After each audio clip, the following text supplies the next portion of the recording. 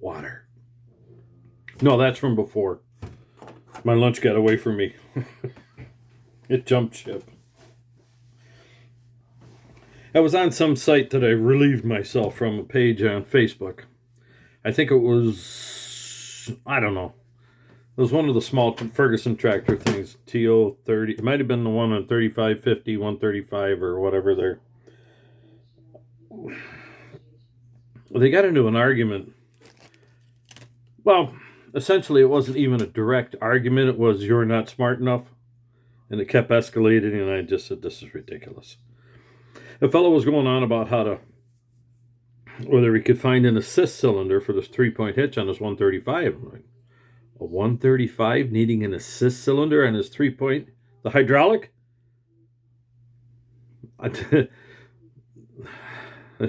Guys, I didn't say I've worked on these before. I just thought to myself, no, it's a simple problem. Well, some other suggestions have been made. And I said, well, first find out what your pressure is. You may need to change your relief valve. Springs settle with age. All of a sudden, I got these 2 or 3 guys all over me. What if it's got pressure control? What if it's got this? What if it's got that? You can't adjust the relief valves. You're going to break the hitch. You're going to... Whoa, wait a minute. He's the one that wanted to put the assist cylinder on there. Not me. And I was the one recommending check your hydraulic pressure. Well, if it's got pressure control, it's like pressure control is totally irrelevant. Except for one fact. Check your relief pressure. Well, it got me to thinking, on here, maybe I could have explain something to some of you. If you have the chance, pull out a manual for TO20, TO30, TO35, 35 Ferguson, 50 Ferguson, 135, 150, the entire A line of tractors from the TO20 right on up through. Yes, there's major differences internal as far as how they're put together, but it's all the same Scotch yoke pump system all the way up to the 285 and 1085, and I believe even the 1080, the 180s, the 175s, the whole line, A line, up to the 1085. 1085 is a big platform tractor. No, it's not. It's a 285 in drag, literally. If you walk up to the side of the tractor with that big impressive hood, everything sticking in the air, the only reason that's there is so the guy doesn't feel naked sitting on the seat because there's nothing in front of him. You reach your hand up in there in the hood, and up there about a foot above the engine are some of the steering lines going across the top, and cooler lines. Seriously. It's a good tractor. It's just, they didn't have a very strong engine. They rated the thing at 80 horsepower, 82 horsepower on 318 cubes. Now, the funny thing is, it should have been able to have 83 horsepower, but it wasn't the horsepower that was a problem.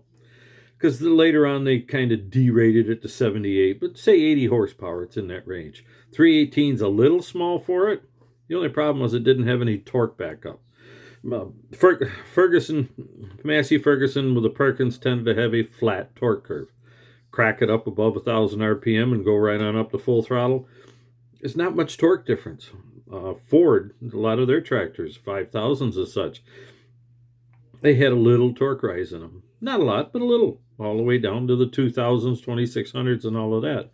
Those similar sized tractors. It was a good, solid series. They had good torque. Nobody thought about it. There was a nice torque rise in the middle. And then all of a sudden you hit the 7,000 where you're running 20, 25% torque rise. Later tractors, 30. I mean, some monstrosity torque rise on some of them. But they're generally around 20, 25%.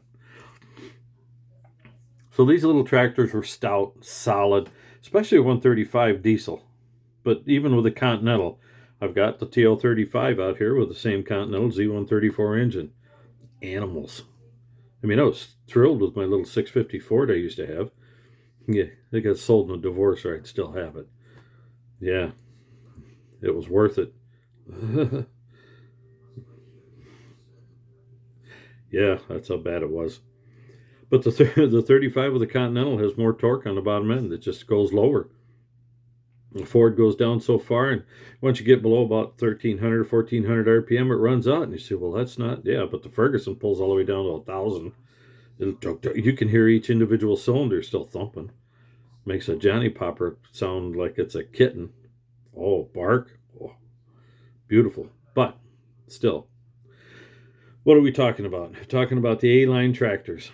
All right, Continental engines, Perkins diesels, and occasionally Perkins gas engines in the larger ones. Yeah, generally 165 on up. 150s had a tuned up little one there, 135 engine. Yeah. 150, yeah, 152 engine. Sorry, get my numbers all scrolled up here. But the hydraulics on them, well, being the Scotch oak pump in the belly, correct? Unless you had pressure control, the relief valve for all of them was also the safety valve. It was on top of the hydraulic pump, directly in the port. Now, how could it do that? Well, most of your manuals are going to have a cross-section of the pump. And the pump works like this. In the bottom is a valve. Some type of cylindrical valve that rotates. Just simple. And it's a suction valve. Yes. They actually designed the pumps for cavitation. So that's your inlet. Opens up in the bottom through a couple of check valves into your piston ports. Above the piston ports, another check valve, your pressure check valve. Now your check valve's lifted. When the piston pulled out, the lower valve came up to allow oil in. Then when it stopped at the end, piston would start out. And then even before that, they're spring loaded, little checks would shut. And then to start making pressure and blow it out the top. Cross port to one side, up the standpipe, into your hydraulics. And standpipe right there underneath your thigh when you're sitting on the seat. That little square cap or your remote valves or your diverter valve, whatever happens to be on top there. Some of the, not many of the 135s, but the 150s and 165s usually had, if you wanted one remote, you got two. Because you could run your 3-point hitch with one and the other one was for an actual single remote. You say, why would you run your, I don't know. But you could use that lever for just up and down so you could set it where you wanted to set it without position control or draft affecting it hardly at all. It ran the 3-point direct. So you were in charge. Kind of an odd thing, but you couldn't run the 3-point hitch unless you locked that lever in a particular position.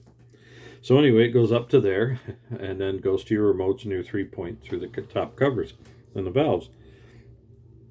Now your relief valve is next to the, I believe it's next to the standpipe as I remember on mine. Something you can take the right cover off and replace it if you need to. So for me it was check your pressures. How do you do that? Well, there's two ways depending on how your tractor is designed. Now mine had a problem where I thought it was a problem. Turns out it's a natural design of the system. Is when you go all the way to the top, the TO35 isn't supposed to do it, nor the 20 or 30, I don't think. But you could adjust it, and mine's set up like that, where if you go all the way to the top, it deadheads the 3-point hitch full up. So I had to put a bolt on there because my brother drove the tractor and fried the hydraulics I don't know how many times. So my relief valve was quite weak now. He burned it. He was an IBMer. You couldn't tell him anything. If he did, he never did anything wrong, and he made sure I knew that. So I gave him a tractor to avoid that. So I know about this relief valve. It was a brand new one I put on that pump. I took an MF50 pump, ground a little doodad on the front of the pump. I can't remember. I think it's where the valve, yeah, it's where the spool valve was.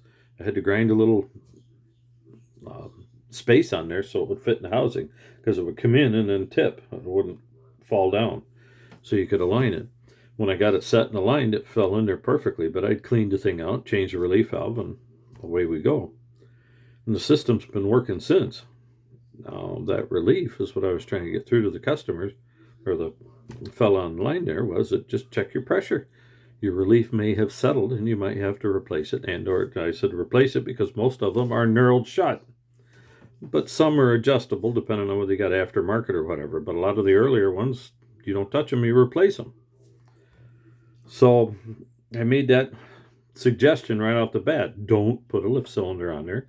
You're going to break something with that extra lift on there. It's not designed for. Yeah, it might be a helper.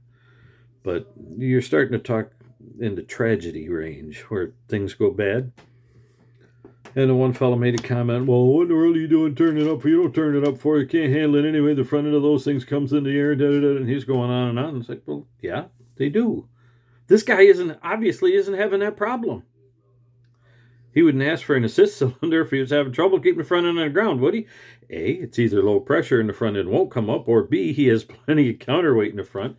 He's looking for trouble. So what do? You suggest that he checks the pressure. Why can't you lift the load? Put a gauge in. If you're only getting 15 to 1,800 pounds of pressure, you're low. You have to check the book. But a lot of these little tractors at 2,200, 2,400, 2,500. I can't remember if it was the TO20s or 8Ns. One of those had like a 2,800 or 3,000 PSI relief. I mean, big. As far as pressure number is concerned, for a little 3-gallon-a-minute pump.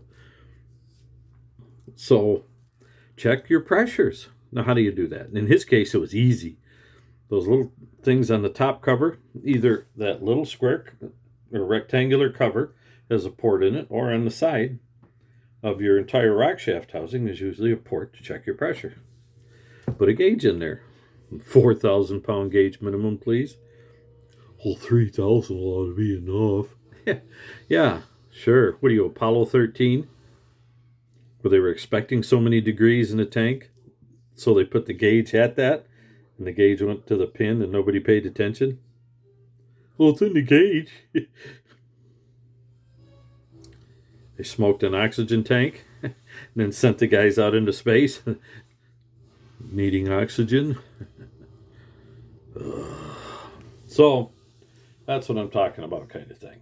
You know, you get a larger gauge. You try to get a gauge. You try to know your specification and get a gauge that's double. It's been rare, but I have had a few times where somebody played with the numbers, and I've had excavators that were all of a sudden putting out 6,500 psi of pressure on a 5,500 system. And then I found out the jackass before, I turned them up, man. They really love it when you do that. And you're looking out there, the bucket's swinging like this, and pieces are cracked, and they got half the machines busted up. They had to re-weld it. There's patches all over it. Yeah, you really did them a number, didn't you, you moron? Oh, yeah. So check it, right? Check your pressure. They say, how can he do that? His load was too much anyway. So if it can't lift the load, put a gauge on. Please? You can't lift the load. See, just move the lever. You're going to be able to check your pressure. No? Okay, for the rest of you, how are you going to do that? If you don't, what are you going to, if you don't have a remote, which I put one on there for a remote one-way valve. Because if you take that, two things. Some of them, the guys can lock the hitch to the drawbar on a crossbar. And then you can use that for your lift pressure. That's locked down. Every time you move the lever up to a certain height on your position control, it's going to send oil out to whatever function you have. And it's going to lock it right against that drawbar. So that might be a problem, but usually not that much. So that's one way, lock your load on the back. But on mine, I have a diverter valve. So I can, wherever the 3-point hitch is set, when I move that lever, if it's all the way to the bottom, or if it's all the way to the top and I chain it to the top to hold it up, keep it out of the way, well, then that's where the position control is going to be towards the top. And if the arms are all the way down, then the lever will be down to the bottom where it's either dumping for down, or you lift it for neutral, or lift it a little more, and you've got up. Seriously, that's how that works. So in my case, I just put a gauge in, turned it over to remote, and now I've got a little teeny hydraulic coupling on the back. That's how simple some of this stuff works. The thing that was frosting my britches about these guys going on, and another one saying, well, these systems might have pressure control, and you don't want it, and they're going on and on and on and on. It's like, look, I don't care how smart you are. It still comes down to one thing. Check your dang pressure. Don't put a cylinder on there until you're sure of several things. A, you're not leaking off through a bad pump and bad check valves. B, your lift case there, your lift piston isn't leaking by. Okay? And any one of the above in his case, if you just stuck a gauge in there, put the load on there, and went to lift a 3-point hitch, guess what? He's going to find out any of that. If he's curious about his relief valve, you pull the side cover off and look in there and see if oil's spraying from somewhere. That's how simple these systems are. In fact, it's so stupid. Ford has the NAA, the Golden Jubilee, and they got away from the Scotch yoke pump. Praise God for that. Why? Live hydraulics. I know the later Fergusons had live hydraulics, yes. But, okay. This one had live hydraulics, and one of the ways they said if there's a problem with your lift is just take the cover off the side and move the lift and see what happens, where the oil's coming spraying from. And they had no pressure test. I was able to test the pressure. I found a way to do it. But they said put a load on it and go lift. Okay. Put a load on it and lift. Nothing happened. And they said you take the side cover off and look to see if oil's spraying from the relief valve. There's no pressure setting. Lift a common load. What does that even mean? How much? Well, usually on something like this, if the tractor weighs about 2,500 pounds, you can usually put a load on the back that's half to 3/4 of that. But usually on those little tractors, if you get the load close enough, you can lift nearly a ton. But 1,000 pounds, 1,200 pounds, that should be easy enough, right? I couldn't even lift a back blade with that one. Well, I had a problem with the relief. We had a pretty good idea of that. We made sure everything else was in place, and it took 6 months to find a relief valve for it. Yeah. Anyway, that's how simple these systems are. You go to check it. There's usually a port on that little top plate. That's where your standpipe comes up from the pump into that top plate. The relief valve's on the back of the pump right there by your cover. And on the side of them, quite often, there's a little 1/4-inch pipe plug too. Take that out, put a gauge in there. Look at your pressure. Put it to a nice heavy load.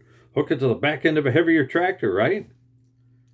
I mean, how many different ways can you put too heavy a load on it and work it?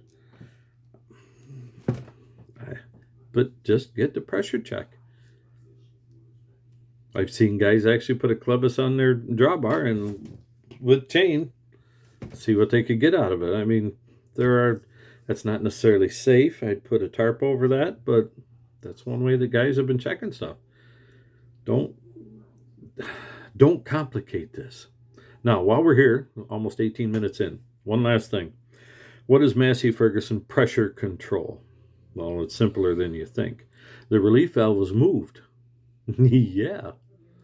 They actually have a spot on there for pressure control, and I can't remember if it's on the position control lever or even a separate lever. Oh, okay, that's right. It's 2 levers.